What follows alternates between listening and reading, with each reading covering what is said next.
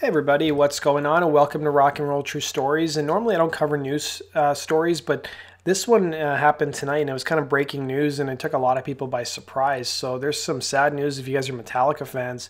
The band has postponed their upcoming tour down under in Australia as well as in New Zealand because James Hetfield has had to re-enter a treatment program to work on his recovery. So there was a statement that was put out by James, Kirk, as well as Rob, and it reads the following, saying, "We are truly sorry to inform our fans and friends that we must postpone our upcoming tour of Australia and New Zealand. As most of you probably know, our brother James has been struggling with addiction on and off for many years. He has now unfortunately had to re-enter a treatment program to work on his recovery again. We fully intend to make our way to your part of the world as soon as health and schedule permit. We'll let you know as soon as we can, and once again we're devastated that we have had to inconvenience so many of you, especially our most loyal fans who often travel great distances to experience our shows.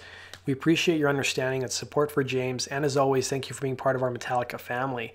So everybody who's purchased tickets can get refunds, but it's really a shame because James originally went to rehab back in December of 2001 during the making of Saint Anger, and if you guys have seen Some Kind of Monster documentary, they cover that period in the band's history. And he was sober for a lot of years. I think he returned back in like March of 2002. So it's been about 17 years. And James always struck me as somebody who had his life together, had a good head on his shoulders. So I'm sure he'll come out of this even stronger. It seems like he's got a really good support group. He's got a good family, and wishing him the best with everything that goes on.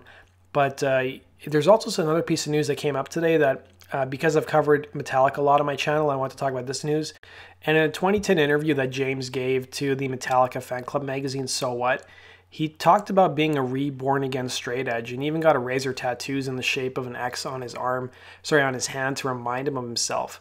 And I want to talk a bit about some Nirvana news that really flew under the radar. I saw it didn't make a lot of news sites, but somebody had sent me a link to this. So it turns out Kurt Cobain and Courtney Love's former Seattle home is up for sale. So it's a 117-year-old house that was quietly put on the market for the first time since Love sold it. So the former home of Kurt Cobain and Courtney Love's home quietly went on the market earlier this month for a listing price of a whopping $7.5 million. So their home that they used to live in was built in 1902. It's a 4-bedroom, 8,000 square foot home, and it's a lakefront property. And I'll show you guys some photos here in a bit. But according to the City of Seattle Survey of Historic Resources from the late 2000s, it was remodeled in the 1940s and 1950s. Now, when Cobain and Love moved into the house in early 1994, which is around the same time they purchased it, they bought it for about $1.49 million, which is about $2.6 million in today's money. And King County property records show that Love sold the home to a trust in 1997 for $2.9 million. But it was unclear what changes have been made since that time because the actual listing doesn't show any interior photos. They're all exterior photos.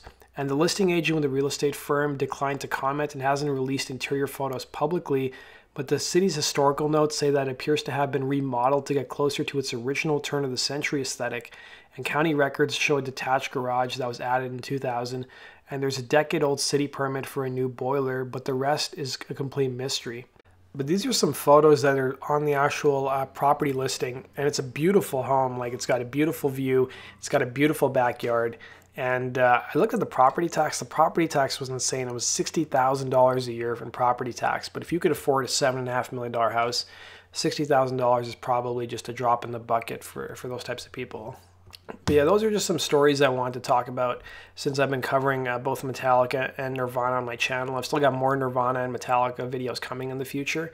And as always, guys, let me know what your thoughts are. Were you guys planning on seeing Metallica on their upcoming tour? Have you seen them recently in Europe when they were playing there not too long ago? Let me know in the comments section. And as always, let me know which topics you'd like to see me cover in future episodes on my channel. Take care.